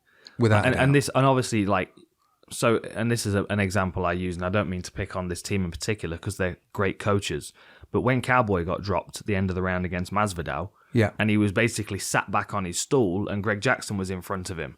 He should have been able to look at Cowboy then and go, he's not conscious. Cowboy, he doesn't know where he is. He doesn't know what's going on. There was confusion in Cowboy's eyes. He was looking around like, what the fuck? And that's when Greg Jackson was going, this always happens, Cowboy. You know, it's like this, like, don't be chill. You're fine. Just bring him up. Your name's Donald Cerrone. This is the UFC. You're one of the most well-known fighters. You know what I mean? It's like kind of fucking, like, blanked out for a minute and not exactly sure where you are. Just woke you up can in see that in his eyes. Yeah. So, like, a referee should be able to recognize that in a fighter. Every referee talks to the fighters before the fight. They go and see them in the changing rooms. They go and shake their hand before the fight starts. Like there should be a moment where they look in their eyes and they go, "This person's not there." Yeah. And I mean, I remember. So one of my fights that ended in a rear naked choke and then was turned to a no contest was against a guy called Diego Gonzalez. Yeah. And the reason that was turned to a no contest was because as we walked out to the center of the cage. This wasn't why. This was my fault. This is why I never touch gloves at the start of fights now. We walked out and he postured as if he was going to touch gloves. And then as we got within a couple of inches of one another, he swung an overhand and cracked me with it and power doubled me into the fence. Oh, shit. So within the first 5 seconds of the fight, I'm on the floor defending a takedown. Like and I've Paul been Kelly cracked and with a Cowboy. shot. And it was just kind of it was a weird scenario. But as I was getting back to my feet, he took my back and put a body triangle in and started elbowing me in the back of the neck. Wow. And from that point on, that was in the first round. From that point on, I have no memory of the rest of the fight. My next memory was being in the dressing room afterwards, having my wraps cut off. Oh, shit. And I'd forgotten that the fight had happened. I had no idea. And I had lost all the feeling in the side of my face. So my cheek was numb. I couldn't feel any. I couldn't physically touch. Because he's hitting the nerves. Inside and outside of my mouth. So for a couple of months afterwards, I was biting the inside of my mouth, the inside of my lip. Well, I've got loads of scars on the inside of my lip here. Yeah, just because I just used to keep fucking munching on it because I couldn't feel it. I just couldn't feel it. But that was elbows to the back of the head. I don't know what exactly had happened, but it took a couple of months to get that back. Anyway, that was a no contest, which was... I don't really care either way. I mean, you can have the win if you want to, if that's the way he wants to play the game. But that was turned into a no contest. My UFC debut, I took a knee to the head from Gono in the third round. Yeah. I don't remember anything from that point after the fight. I don't remember the post-fight interview. I don't remember walking back to my dressing room or anything. Oh, shit. So, like, it took me a moment to get that memory back, and now it comes back. But I can tell in that moment when I'm down against the fence and I take a knee to the side of the head. And I remember watching it and thinking to myself, I'm vacant there. Yeah. Like I'm not there. I can see I'm looking up and I'm not exactly sure what's going on. And I think sometimes you can tell when, like, sometimes you'll see that one on UAE Warriors the other day where the guy took an up kick, and fair enough, it was an illegal shot, but he like turned and said something to the referee and then went unconscious. Yeah. You're like, come on, dude. That's like, we all fucking saw that. There's like 8 cameras on you. Yeah. But you that's know? playing the game, isn't it? You've got to play the game. Exactly. But the fighter, we don't want this to turn into fucking European football. No, like, that's the what I mean. fighters Yeah. shouldn't be put in that position where they have to dive and roll around holding their fucking knee and looking out the corner of their eye. Yeah. Like, I don't want to see that shit. Well, no, because fighters are fundamentally too brave for their own good. Most of them. Yes. Most of them. Anthony Smith going back to his corner and pulling his fucking teeth out and walking back out. Josh Koscheck faking a knee off Paul Daly. Dickhead. Not so much. And that's the thing. But you can flush the motherfucker. Yeah, but you can see some of them. They do crop up. Yeah. But you see them and you can call it. And I think, like you said, as a ref, when you're that close, because the amount of times, I mean, I know I've sat, because I normally sit with my iPad, and you can see someone's eyes. You can, when someone's dropped, even, did you see the Greg Hardy's come out to call Tai Tuivasa? He's like, that guy fucking beat me. I fucking hate him. I fucking hate him. He was swinging, he missed, and then it's like, it's Tai Tuivasa posted it, but Ty's then cracking him, and he's sort of dropping stiff. And the thing is, we know that can happen, and it can reanimate you when you hit the deck. Yeah. Doesn't mean that you're not unconscious briefly. Yeah. Because I know, and I've said this story before, when we was kids, we grew up with trampolines. Mm-hmm. We had, you know, the apparatus when you used to go into the gym hall at school and like you'd turn a bench upside down for a balance beam. Or you'd put a bench normally to crawl through or whatever. That was the apparatus in our school. And I can remember standing, and the last memory I had was stood on the bench thinking, I can flip this.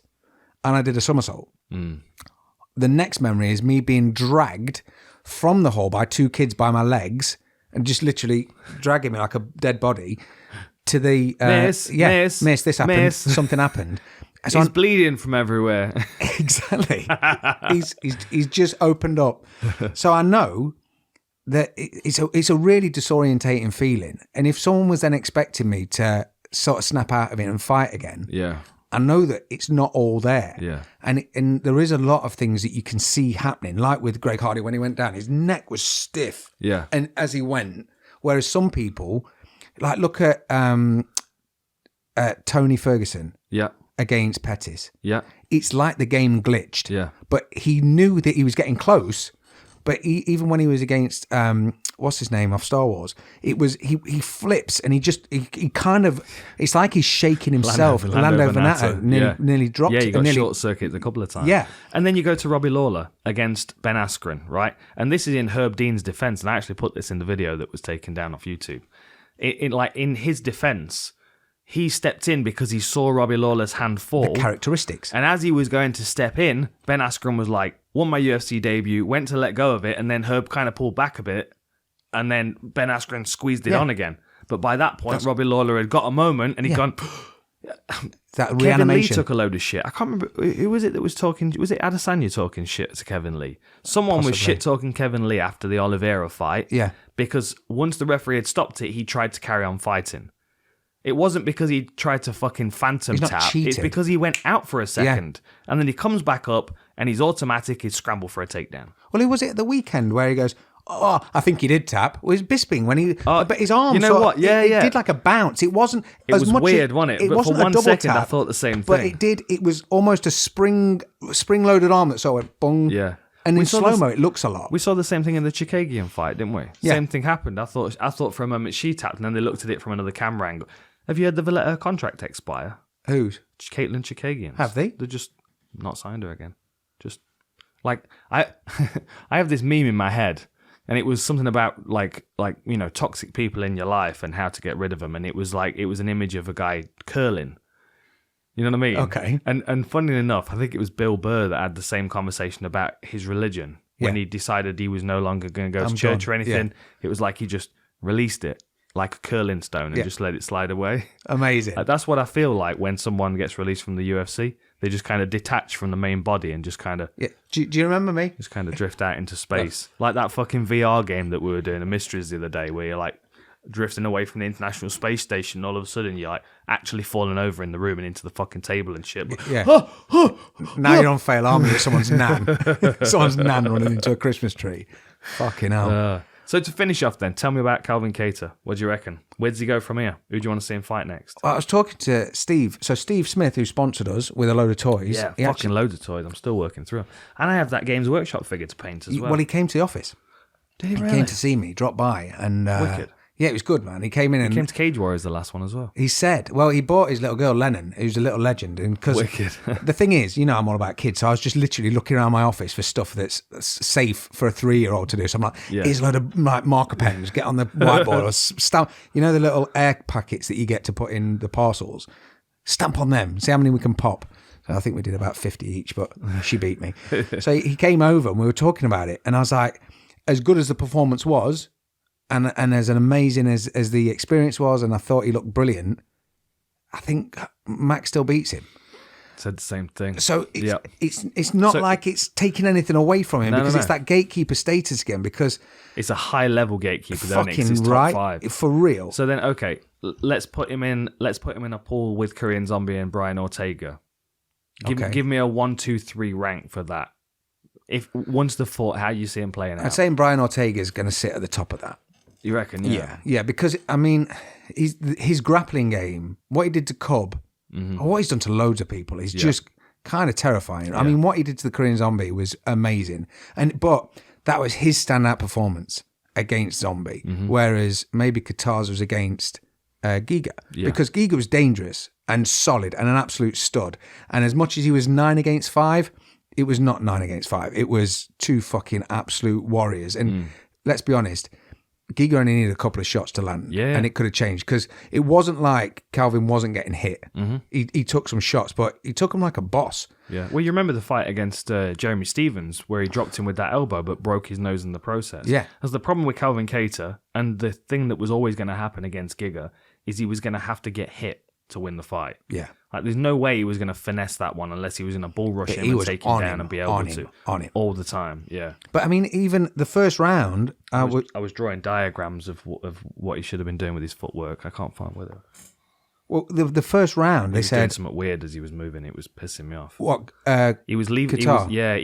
He was leaving the kick available to Giga, the way he was circling him, because...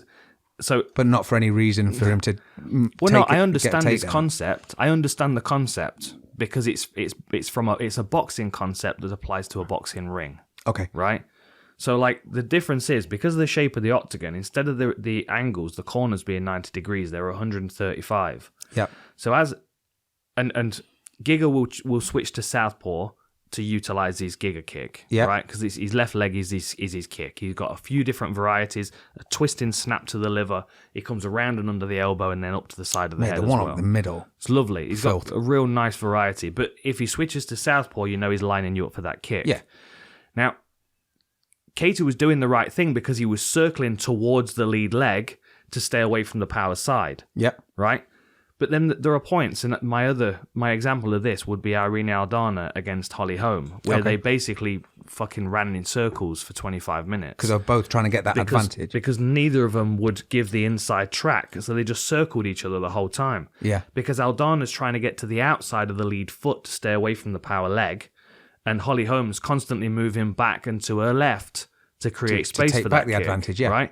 Now, if you picture this, I know it's difficult with me doing this visual, dude. I'm with you. I'm with you. Like, if you imagine, as Giga Chikadze is moving around the fence in a southpaw stance, and Kattar's moving this way towards his lead leg, this space here is always open for that kick. Yeah. If at one point Kattar decides he's going to take a risk and put a tight guard up and step across, that now traps Giga up against the fence and nullifies that kick. Because he has to twist. And now he can start pressuring in towards that kick, and it will actually shut the kick down. The risk, of course, is the backhand, but that's not a favourable attack from Giga. But then he can use that for a takedown against the fence as well, which he was using afterwards. Exactly. And he did do it at points. Like, there were points where he crossed over that centre line and was pressuring into the open side of Giga as a southpaw, and then Giga would switch to orthodox, back to a boxing stance, which is what he wanted. But for you as an analyst now, if I'm just a fan now. This is it. Well, yeah, you could be our analyst. We'll make you some new t-shirts. There we go. Or we'll make you wear a suit every week. How much of your game plan did you remember for, let's just use your UFC fights. So there's some fights where you're getting knocked about a bit. There's other fights where you're knocking them about a bit. But how much of it, and I know that your MMA knowledge is greater than it was at the time, but what what was your mindset during your fights? Because if Calvin was aware of that, or obviously that's a boxing trait that he's trying to train into this, but not only is he trying to avoid doing a boxing trait, he's now conscious of a left leg, which is lightning. So he's obviously getting hit a lot as well, and there's a lot of pressure. And it's as soon as it started, they were on it. How much of that did you retain when you were fighting, as far as a game plan? Or how much of it used to fritter away when you were just with survival or whatever? Sometimes it's difficult to maintain it. Sometimes there were fights I got in there, like the Chris Lytle fight, I got in there with no game plan at all. My game plan was let's brawl. Okay. Because I was already checked out. I'd already kind of retired in my own head. So I was just kind of in a different place with it, a bit discouraged, ready to move on. So I didn't go in there with any game plan. No. It was just let's bang. And it works with someone like Lytle. It worked, yeah. He'll bang back. But then I had no structure to like remedy a victory. I was not instigating a conclusion in any way. I was doing silly things. Like even Rogan says, he stopped using his low kicks after the first round. I just did because I was just enjoying boxing with him. You know, and it was silliness, but that was where I was at in that state. With Mike Swick, I had a clear game plan with Mike Swick. Don't back up. Because Mike Swick he was super fast off the mark, wasn't he? He did his first 3 fights in, was it a minute and a half, 2 minutes? Something like that. So if you think the way Mike Swick used to win his fights, it was because he would sprint at his opponent, he'd get high on his toes, and he'd run out and blast in fast hands, right? So if this is me and this is Mike Swick, if Mike Swick starts to run at me with punches and I start to back up, I'm only giving him range for the punches. Yeah. Because I'm never going to be able to get away from him faster than he's moving at me. No, of course not. Because I'm moving backwards. Yeah. So my game plan was, okay, when he starts moving forward, these first 2 punches aren't going to be much. No. But if I keep moving back, 3, 4, 5, 6 going to be powerful. It's going to be because Vanderlei. now his momentum's behind it. Funnily, you mentioned Vanderlei. That was the last highlight reel I watched before I walked out for that fight. Nice. I had it on my old colour screen iPod. And it was literally just a Vanderlei Silva highlight reel. And the reason I use that is because Vanderlei didn't used to take a backward step. Yeah. If you stepped into his range, he just started fucking punching at you.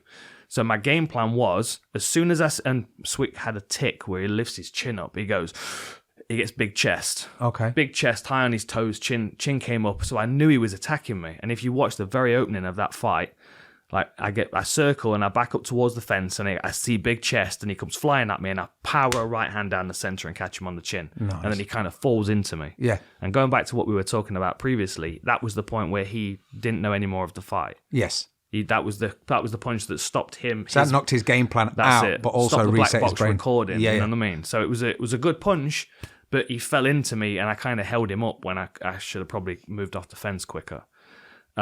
But that was a clear game plan for that. My second game plan was to tuck up Mike Tyson and walk him down and start chopping his legs. Yeah. And so I had an A and B game plan. C game plan was always let's fucking war, because I always like to have that in the back. It's like, all right, motherfucker, okay. Yeah.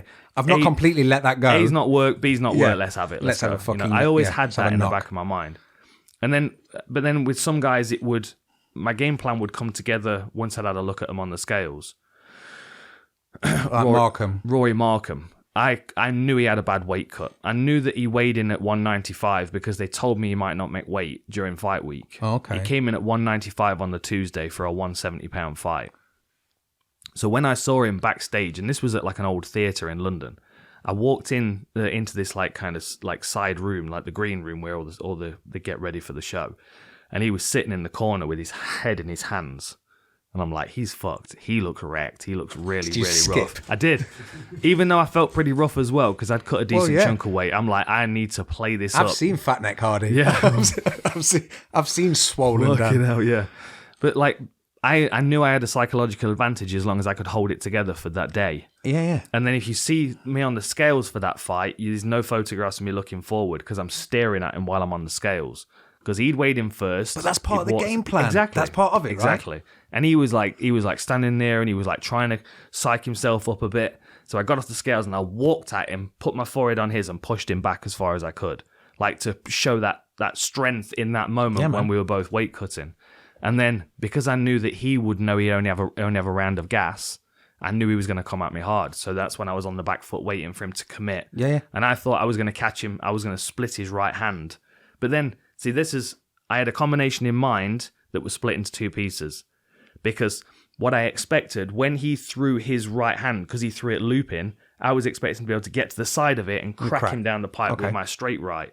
And if you watch it, it goes over his shoulder. Yes. But then I pull back with the left hook because he overcommits on his lead leg because his fucking chin was nearly touching his lead knee when he was throwing the right hand. But then you caught him with the left hook when he was overcommitted. So and then Marcus Davis is a good example because I wanted to know what he was going to look like before I decided my A game plan. Yeah. Because if he comes in looking lean like he did against Jason Tan and Jess Leodon, he's going to be a boxer. Yeah. Because he's done loads of boxing and he's maybe, not on that stuff. Yeah. And then if he comes in all fucking acne on his back and all like roided out looking like the Hulk. Spencer Fish, like a dark red Fisher. colour. Yeah. Exactly. You know he's going to grapple.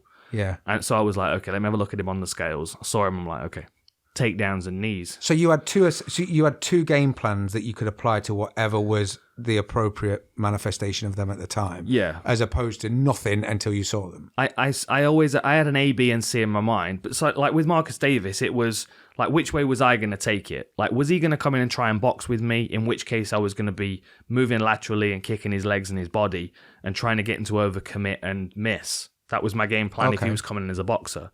If he was coming in as a to grapple me based on his build at the weigh-ins, I would defend his takedowns. I would work knees up the midsection, and then I would work elbows off the fence because that's one of my favorite techniques is the shoulder bump elbow, and I use them all in the fight. I drop him with a knee, I hit him with the elbow, but that was like it was A and B game plans. Or B and A game plans. And I had them both, but they were... And then third was let's fucking have it. Was C like a black card with a skull and crossbones? That was it. It was literally just a black flag. And it didn't even say C. It was just that. That's it. Oh, you chose the wrong card, motherfucker. You chose the death card, motherfucker. Yeah. Cake or death. Have you seen fucking Eddie Izzard? Yeah. Cake or death. Cake or death. Yeah. It was... So like, sometimes it was a bit of a drifting game plan. If I didn't know the opponent, my game plan would be based on what I wanted to work. Which is a different thing entirely. Because like when you go into, like sometimes I'd be fighting on like a Cage Warriors or a UK event or whatever, and they'd be bringing somebody in that I couldn't find any footage on. Okay. Because the internet was only just a fucking thing when I was brand fighting. New. So, you know. Did you want to look at porn? No. Sure? Downloading a photograph of my opponent. Yeah. To print out, put on the fridge. This is fucking taking as long as you don't get them two mixed up. Should have downloaded Gillian Anderson. Yeah, exactly. So if we look at yours as like a rise, and so coming across, you had your wins before GSP. Yeah. But then you famously had your 4 losses, which was the first person to ever do that and stay. So the difference being, when we were talking earlier about fighters' motivation, and obviously some people will get to the point where they're either losing and like Chuck. You could see that Chuck, it was like he was losing a rope through his hands and he was getting faster and faster and faster. And he was trying to grab it more and more and panicking with it. Yeah. I mean, luckily with the Rich Franklin thing, he kind of knocked himself out by headbutting Rich Franklin's fist. So it was slightly cushioned, but it could have been worse. If he'd have won that, they might have put him against another top 10, which was always kind of unnerving. Whereas, like you've said, you've got a clear game plan, but there was a point, because then it was obviously GSP, Condit, Johnson, and then Lytle. Yeah. But the Lytle, you were checked out. Yeah. Was there a game plan, or was it more of a desperation, or was it more of a survival to know? Because it's famous, the 3 losses and you're out is renowned within the UFC. So obviously, to me, they were always justified, because GSP, current champ, Condit, good fight, and he was a former WEC champ. I mean, they put him in there because that was a win-win situation. I either win in London and then I'm back in the contenders pool, or they bring over Condit and he wins and he's a new contender in this division. But he's made a name off the back end of me, for sure. Of course. And I was expecting a fight like that, and I thought Condit was a good pick for me, to be honest. I felt like I could beat him. I mean, I still feel like if we fought 10 times, I'd win the majority of those fights. He's a very good fighter, of course, but I felt like I would be able to catch him, and it was my arrogance that because I had no game plan for that fight. My game plan was to knock him out. There's not a game plan. Was it because you were not scared? There was no fear of his punching power or anything? I was not at all intimidated by him. I didn't think he could take me down. I didn't think he could submit me. I went through his whole back catalogue, but I I was in the wrong place mentally because Yeah. I'd just come off a decision lost to GSP, and I had loads of people blowing smoke up my ass and telling me that No one's just taking need in a bit of 5 rest. rounds. No, exactly. Ooh, Chill out, Dolph. there we go. But then, like the Anthony Johnson fight, my game plan for that was based on my interactions with Anthony Johnson. Yeah, but I which say you was were my friends, right? That was a horrible miscalculation for me. That's like two generals on opposite sides going, I'll tell you what we'll do this, we'll just fucking run into the centre and meet. Yeah. And then one of them goes, haha, no we're not, fucking waiting for... Yeah. That's Thanks for telling basically me your what game happened. plan. I'm a shark. Yeah. Fuck. Yeah, it was like, that was basically what happened. I like, it was my own fault. I was like, he's definitely going to brawl with me. He's definitely going to strike with me. He's knocked everybody out in this division. I've just come off my first knockout loss. Like, I just put all my eggs in that basket, and my one game plan was I'm going to make him work hard and miss, and I'm going to outstrike him when he gets tired. Yeah. Because I'd seen him tired, He and did I'd get seen tired. him Yeah. vulnerable. Was it against Vitor where he didn't make weight or something? Yeah, even Chewing ice. Koscheck made him tired and choked him out. Yeah, didn't yeah, he? And yeah. You can see, like, that was his vulnerability, is his limited gas tank, because he was so powerful. Especially at that weight class. Yeah, but that was a very, very amateurish game plan. Like, I look back at all these things now, knowing what I do, and I think to myself, I didn't even give myself a fucking chance sometimes. Like Which with Chris it's- Lytle, yeah. I knew that I was just going in there for a brawl because I expected it to be my last one, win or lose. And especially if you were in the bus now driving one of the lads from Hardy Warhead to a UFC event and they turned to you and said, "This is what I think," Yeah, you'd probably knock the shit out of them in the van. they'd have had an idea of what we were going to do 6 weeks before the fight. This is it. You know, So and whether they knew it or not, the way that the process had been trained into them Right. would prepare them for the game plan. Almost that like was wax most on, wax suitable. off. Yeah, Without them even knowing. yeah. Like when I was working with Adam for his last fight, we had a specific game plan. So even when we were doing pads, I was working the pads to the game plan that I wanted him working.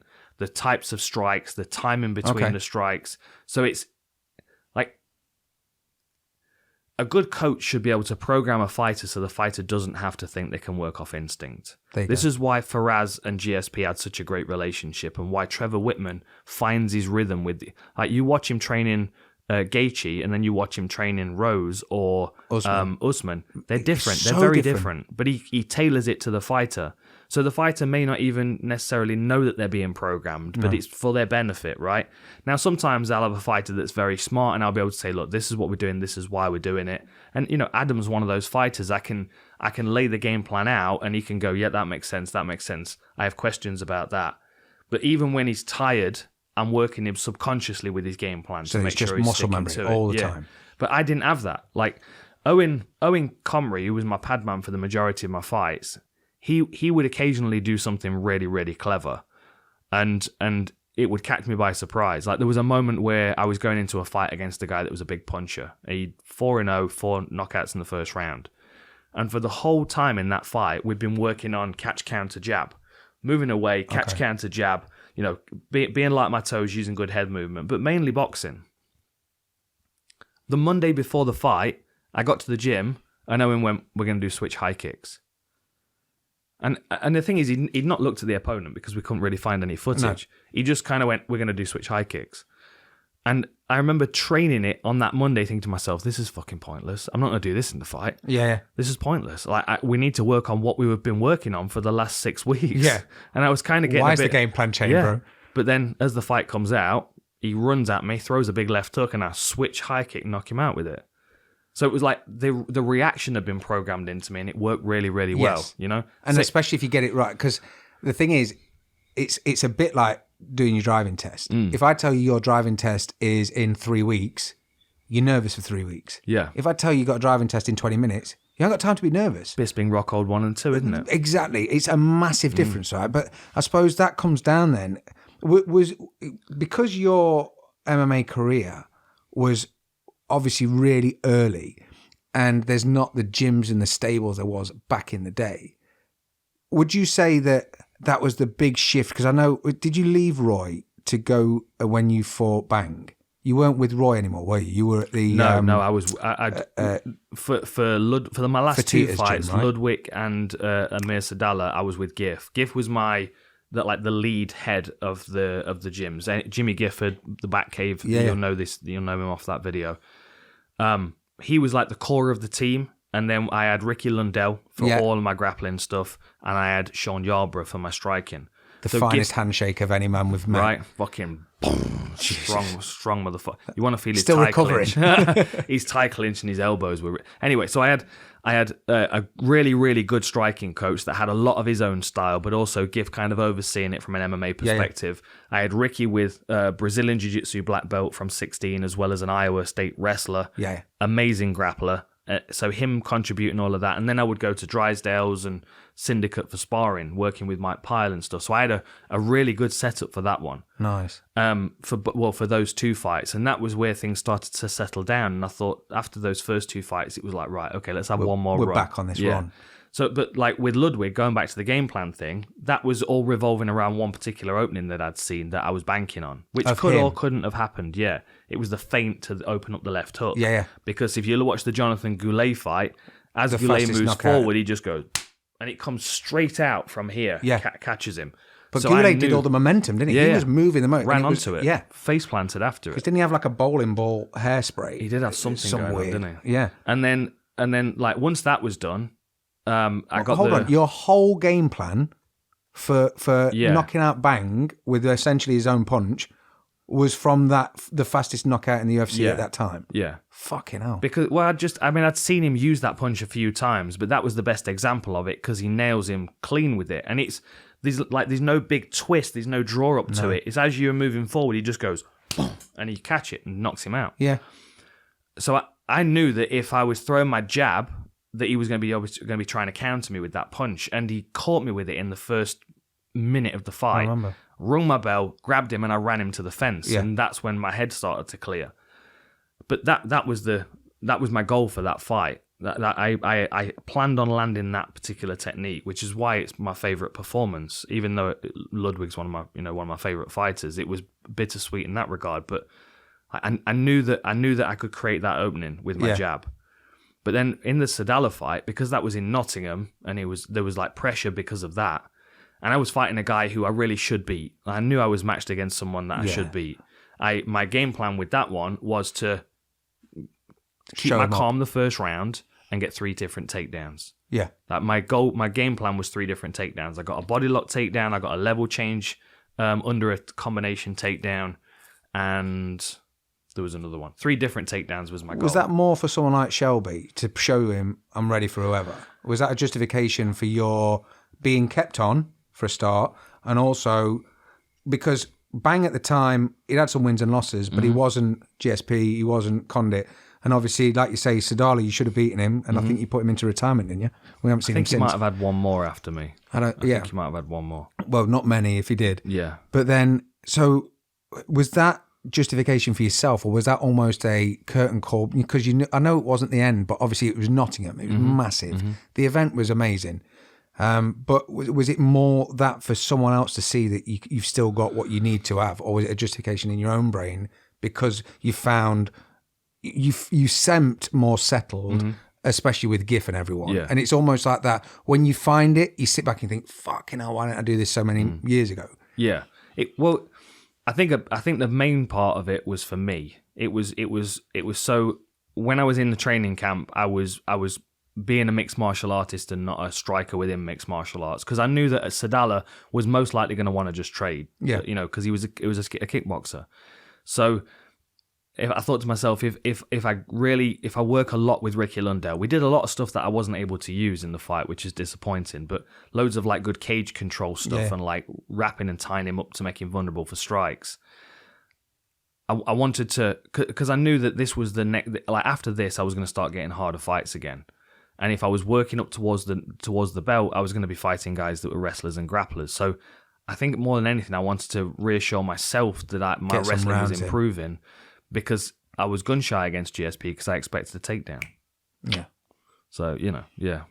But it's just interesting, obviously, from following it as much as I have, and obviously knowing you personally, when I see people and I feel like I can see differences in them, like in a Ronda or a Conor or even like BJ Penn or someone. So, when BJ Penn came back, this is my house, and obviously lost, dropped down, dominated, and then got teed up by Frankie, you can see changes in people, and you feel like psychologically, but essentially I'm not a fighter. I'm never going to experience the pop of the the crowd, walking into a cage, getting Vaseline, any of that bit. So it's difficult because when you see people change, it's hard to think what should they do or what.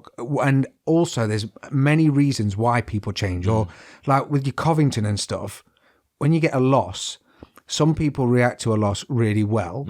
Like GSP, when he lost to Sarah, he didn't go, right, well, it's fucking Faraz Zahabi's TriStar, fuck this. No. He just went, do you know what? I overlooked this motherfucker. Yeah. He's been around forever. He was on The Ultimate Fighter on The Comeback. You're not going to beat me. I'm GSP. See, I don't think he did. I think it was actually the pressure that got to him. Do you think? I think it was the fact that he should win it. I think that was the pressure for him. It was undoubted that that GSP should always win. Because he said there was a lot of pressure going into the fight against me because he should have won. He was a massive, massive favourite. Yeah. So then I was like the second coming of Matt Serra in that regard, which is why the UFC put me with him to go for the training camp because they wanted to lean into that a bit. Yeah. And like because I was such a big underdog, it was like, well, let's put him with Matt Serra because then people are going to go, oh yeah, but Matt Serra knocked him out. 2 underdogs together is a fucking regular sized dog. Yeah. You know what I mean? Yeah. Like, that's a big German Shepherd, that, isn't it? There you go. That's the meme for the show there. 2 undersized dogs is a regular sized dog. That is a statistical fact. That's a fact. I did like, I think Science. My favourite cringe moment for you is the, oh, fucking you hell. son of a bitch. You know why that was so fucking cringe? It's because it was the 4th time we'd done it. Oh. And what was It was even more painful. disappointing is it was the first time I'd met Matt Serra. The first time I'd met him. Oh, actually, like... First time I'd met him, okay. right? So I was driving along with the production crew and we all pulled up at the gym at the same time. And as I pulled up at the gym, Matt Serra came out. I got out the van and I'm like, fucking hell, dude, great to meet you. And they were like, do that again. But then each time after that, it was fucking awkward. It was like, we were like not shaking hands properly or like, it was just fucking awkward after that. And it was like... Was Ray Longo in the background just shouting swear words? You're like, Ray. He's one of the funniest people I've ever met. His story about Matt Serra just coming over to his gym to take shits is hilarious. I'll tell it on the next podcast. You do that? Yeah. Jeez. Yeah. So, I appreciate you telling me because as much as other people get to hear it as well, I always find it fascinating. But I think I'm not saying that you feel like a fraud, but when you've not fought, and this is the thing that you care so much about, having opinions about people is often difficult because I'm not doing what they're doing. And it's like, if Cowboy sat in front of me and was trying to draw a logo, I won't be like, wank. Do you know what I mean? I'd want to coach him, and if he had opinion on something, I would take his opinion as valid. But it's difficult when they put themselves out there in such a thing that is so black and white, and you can go from being the flavour of the month to then, like we said, like with Chuck, he slipped down that hill so fast. Yeah, he did. And like my cousin, he only just got into MMA when Rampage came over. And his opinion of Chuck was just shit. Like when I talk about it, because I had a picture of Chuck like this, a canvas, like the black and white canvases you used to get on my stairs.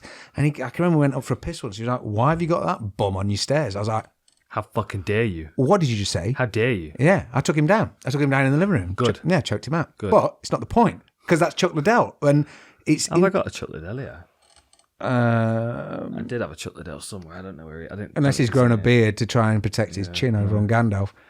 But it's one of them. Like, it used to bother me that it's like when people just get tattoos straight on their hands and they haven't earned the stripes of anywhere else. Nerd armor. Yeah, you know when it's like, oh, what's your first tattoo? My throat. It's like, fuck off. Neck and hands. That's not... No. Mate, I am, I'd say 65% covered, maybe 60.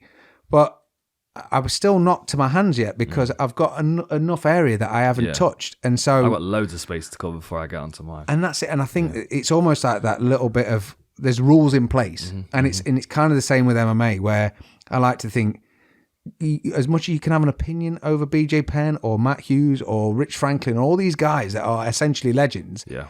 You got to watch it. You can't got go, to. Shit. You got to go back into the old back catalogue. For real? Yeah. Yeah, man. Anyway, I should wrap it there. I've got a meeting. Well, apologies. Yeah. No. Right. It's been good. Yeah. All good. All good. We'll do another one in a couple of weeks' time, and you'll be able to download this off the website. Of course you will. What day is that Get going to be? after it. This will be up Thursday. Thursday. Yeah. We're Thursday, not Tuesday. Take it easy, Nice man. one. Catch you later. In a bit.